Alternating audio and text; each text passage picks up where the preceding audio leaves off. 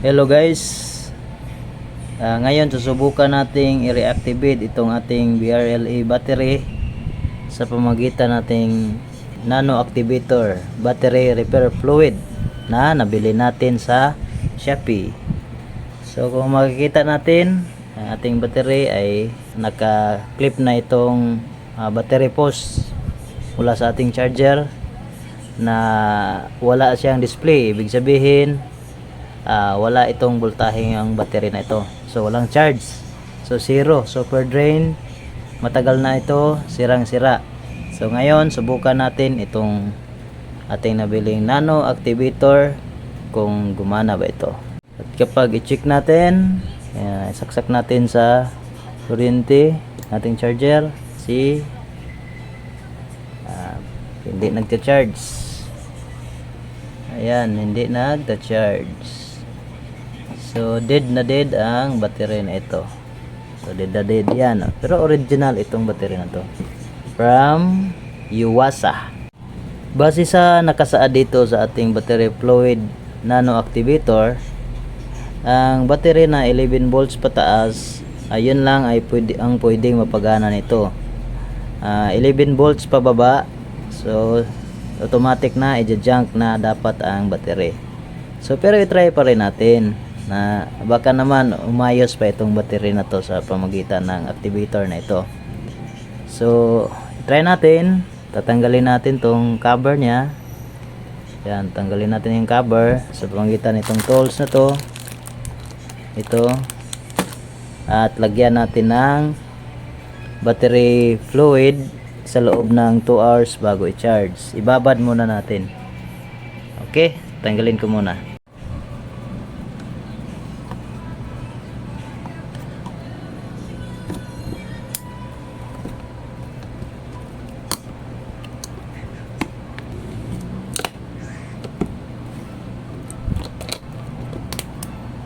Wow, hindi na, grabe.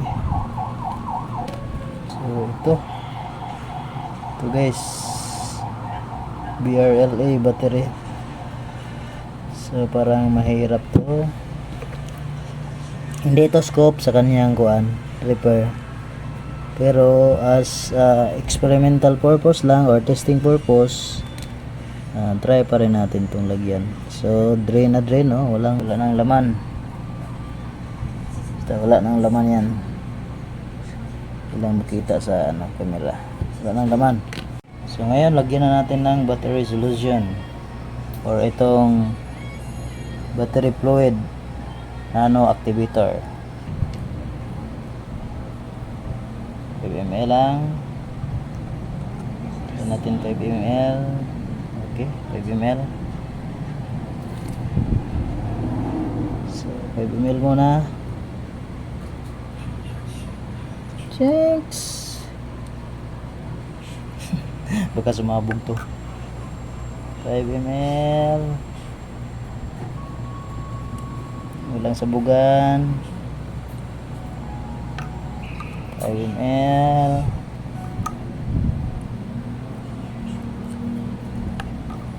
Okay, 5 ml. 5 ml. Hop, puno. 5 ml.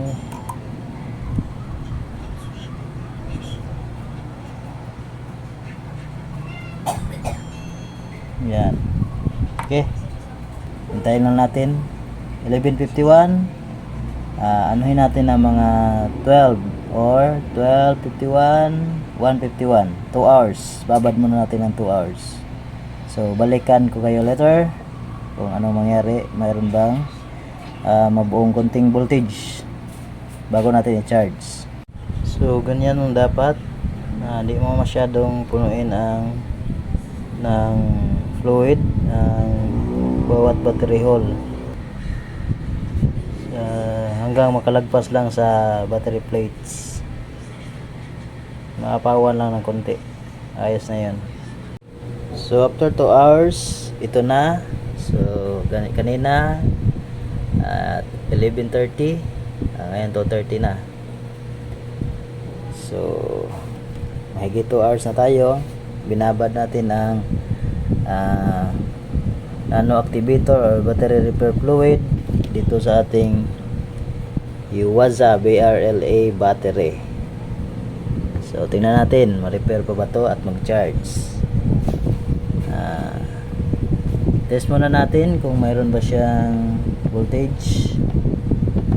So dyan, test natin. Positive and negative. So wala. So walang voltahe. So now subukan natin i-charge kung maka-charge pa siya, tatanggap pa siya ng voltage mula sa ating charger. So iwan lang natin na nakabukas ang takip nitong ating battery.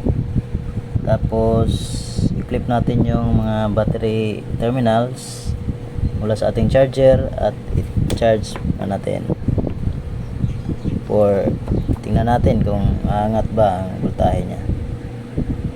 So sa ngayon hindi pa siya nagka-charge, pero subukan natin, tingnan mamaya mga after 1 hour or 2 hours na nakababad sa charger.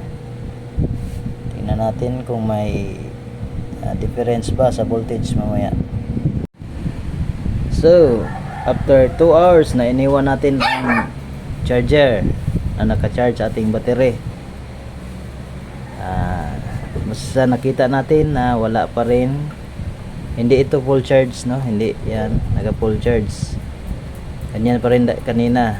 So ibig sabihin hindi na tumatanggap ang ating battery ng charging ng voltahe. So tanggalin natin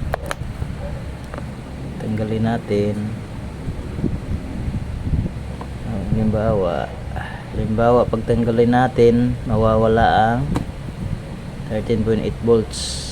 I-charge naman ulit natin, ay wala.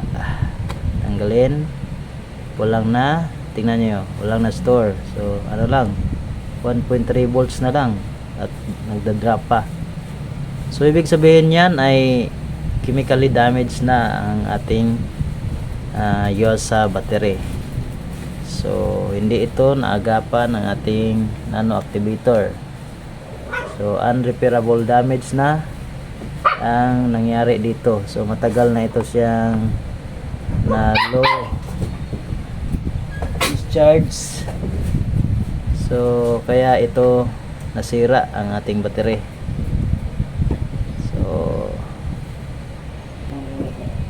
So ito ang nagpapatunay na ang nano activator na ito ay hindi maka-repair sa fully drain na battery, or matagal nang na-drain ang battery. So wala nang voltage na natira. So dito kung makita natin, nasa 1 volt na lang ang natira. So kanina pa yan hindi na nagcha-charge, hindi pa rin nagcha-charge. So sira na ito. Kailangan na natin tong itapon ang battery ito. Thank you for watching. Bye.